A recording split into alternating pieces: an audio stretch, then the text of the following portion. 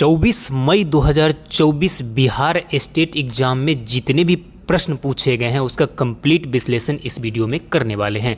और आपको बता दें कि कई प्रश्न अलग अलग शिफ्टों में बार बार रिपीट हो रहा है, इसलिए विश्लेषण देखना आपको अति आवश्यक है। तो चलिए आज के एग्जाम के सेकेंड शिफ्ट में देखते हैं क्या क्या प्रश्न पूछा गया है।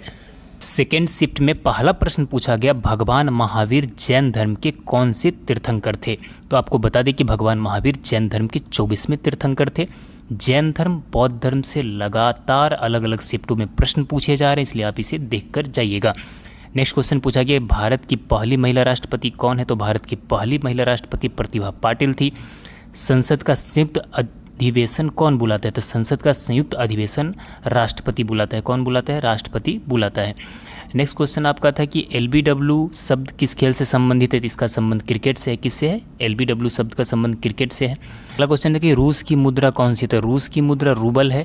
सिंधु घाटी सभ्यता की प्रसिद्ध बंदरगाह कौन सी है। तो सिंधु घाटी सभ्यता की प्रसिद्ध बंदरगाह लोथल है। याद रखिए कौन सा है? लोथल है।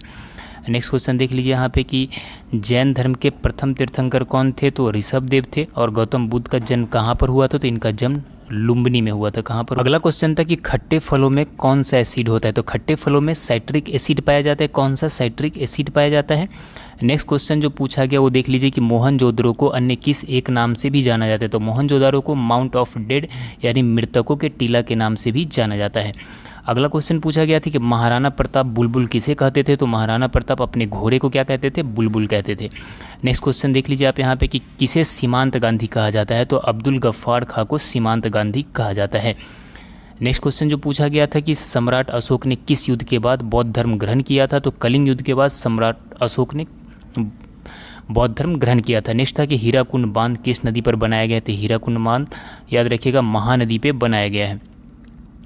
अगला क्वेश्चन पूछा गया, ऋग्वेद के 10वें मंडल में किसका उल्लेख पहली बार मिलता है। तो शूद्र का उल्लेख पहली बार मिलता है। एंड नेक्स्ट क्वेश्चन था कि जैन परंपरा के अनुसार जैन धर्म में कुल कितने तीर्थंकर हुए। तो जैन धर्म में कुल 24 तीर्थंकर हुए हैं। बार बार बोल रहे हैं कि जैन धर्म बौद्ध धर्म से बार बार प्रश्न पूछा जा रहा है। नेक्स्ट क्वेश्चन आप यहाँ पे देख लीजिए कि कॉफ़ी उत्पादन के लिए कितने डिग्री सेल्सियस के बीच तापमान होना चाहिए। तो 15 से 28 डिग्री सेल्सियस। बादामी क्रांति का संबंध किस उत्पादन से है। तो बादामी क्रांति का संबंध मसाला उत्पादन से किससे है? मसाला उत्पादन से है।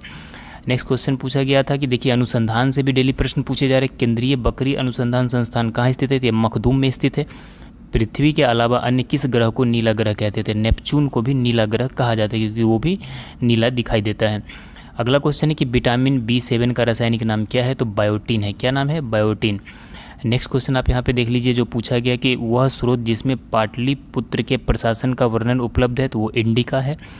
बिहार की सबसे अधिक नदी पथ परिवर्तन कहाँ होता है। तो ये कोसी नदी में होता है। बिहार की प्रचलित कला कौन सा है। तो मधुबनी पेंटिंग बिहार की प्रचलित कला है। बिहार से भी बार बार प्रश्न पूछे जा रहे हैं। कुंवर सिंह के पिता का नाम क्या था। तो साहबजादा सिंह। क्या नाम था? साहबजादा सिंह। बिहार का प्रसिद्ध पर्व कौन सा है। तो यह है छठ पूजा। कौन सा पर्व है? छठ पूजा है। ध्यान में रखिएगा। अगला जो क्वेश्चन पूछा गया कि बल्ब का फिलामेंट किससे बना होता है। तो टंगस्टन से बना होता है। महान चिकित्सक चरक यह किसके दरबार में रहते थे। कनिष्क के दरबार में चरक रहते थे। नेक्स्ट क्वेश्चन था कि कांग्रेस और मुस्लिम लीग के बीच में लखनऊ समझौता कब हुआ। तो 1916 में हुआ। वास्को डी गामा भारत में कब आया था। तो वास्को डी गामा 1498 ईस्वी में भारत में आया था। अगला क्वेश्चन था कि वन अनुसंधान संस्थान कहाँ पर स्थित है। तो ये देहरादून में स्थित है। ध्यान में रखिएगा। भगवान बुद्ध द्वारा देह त्याग की घटना को क्या कहते हैं। इसे महापरिनिर्वाण कहा जाता है। कौन से देश की स्थल सीमा सर्वाधिक देशों के साथ लगती है। तो आपको बता दें कि चीन की स्थल सीमा सर्वाधिक देशों के साथ लगती है। अर्थशास्त्र का नोबेल पुरस्कार किस वर्ष शुरू हुआ था। तो 1969 से शुरू हुआ था। गुप्त वंश का संस्थापक कौन था। तो गुप्त वंश का संस्थापक श्रीगुप्त था। कौन था? श्रीगुप्त। अगला क्वेश्चन था कि तुलबुल परियोजना किस नदी पर स्थित है। ये झेलम नदी पर स्थित है।